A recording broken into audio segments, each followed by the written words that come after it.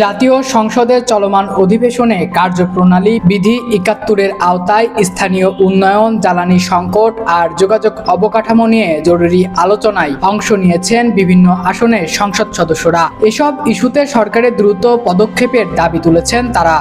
আপনার কোনো fire service station নাই। আমি মাননীয় স্বরাষ্ট্রমন্ত্রী তো উপস্থিত নাই, এখানে অতি সত্বর একটি ফায়ার স্টেশন করার জন্য ওনাকে অনুরোধ জানাচ্ছি। অধিবেশনে দেশের জ্বালানি পরিস্থিতি নিয়ে ওঠে প্রশ্ন। অসাধু ব্যবসায়ীদের মজুতদারি, কৃত্রিম সংকট এবং জনজীবনে এর প্রভাব নিয়ে উদ্বেগ প্রকাশ করা হয়। অসাধু ব্যবসায়ী কর্তৃক জ্বালানি মজুত করে কৃত্রিম সংকট সৃষ্টি প্রসঙ্গে মাননীয় স্পিকার, আমি জানতে চাই মাননীয় বিদ্যুৎ, জ্বালানি ও খনিজ সম্পদ মন্ত্রী মহোদয়ের নিকট দেশব্যাপী জ্বালানি সংকটের কারণে শিল্প উৎপাদন, কৃষি কার্যক্রম ও সাধারণ মানুষের জীবনযাত্রা মারাত্মকভাবে ব্যাহত হচ্ছে। গত 28 ফেব্রুয়ারি 2026 তারিখ হইতে মধ্যপ্রাচ্যে উদ্ভূত ভূ রাজনৈতিক অস্থিরতা এবং পরিবর্তিত মার্কিন ইসরায়েলি যৌথ হামলার পরিপ্রেক্ষিতে ইরান কর্তৃক স্ট্রেট অফ হরমুজ এর জাহাজ চলাচলের বিধিনিষেধ আরোপ করায় বৈশ্বিক জ্বালানি সরবরাহ ব্যবস্থা বিঘ্নিত হয়েছে। দেশে সব ধরনের তেলের স্বাভাবিক সরবরাহ অব্যাহত রেখেছে।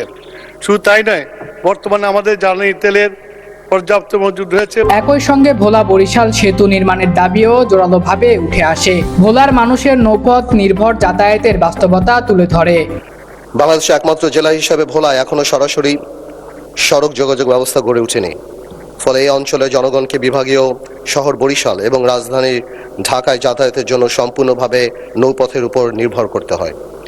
বছরের দীর্ঘ একটি সময়, বিশেষ করে কালবৈশাখী বর্ষা মৌসুমে অত্যন্ত ঝুঁকিপূর্ণ হয়ে ওঠে এই নৌপথ। এতে করে জরুরি চিকিৎসা সেবা ব্যাহত হয় এবং অনেক ক্ষেত্রে রোগীদের প্রাণহানির মতো ঘটনা ঘটে।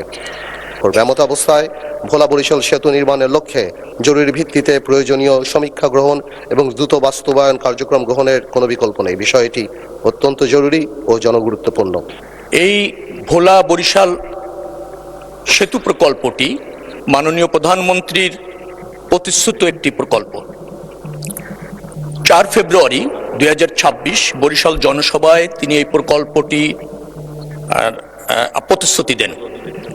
এই প্রকল্পটি অর্থনৈতিকভাবে বেশ গ্রহণযোগ্য, কারণ এটার বেনিফিট কস্ট রেশিও 1.29, বেশ সন্তোষজনক। স্থানীয় নিরাপত্তা, জ্বালানি নিশ্চিতকরণ আর সেতু নির্মাণ সংসদে তোলা এসব জনগুরুত্বপূর্ণ ইস্যু এখন কত দ্রুত বাস্তব পদক্ষেপে রূপ নেয় তাই দেখার অপেক্ষায় সাধারণ মানুষ। সম্রাট ইসলাম, আন্দোলনের বাজার, ডিজিটাল নিউজ ডেস্ক।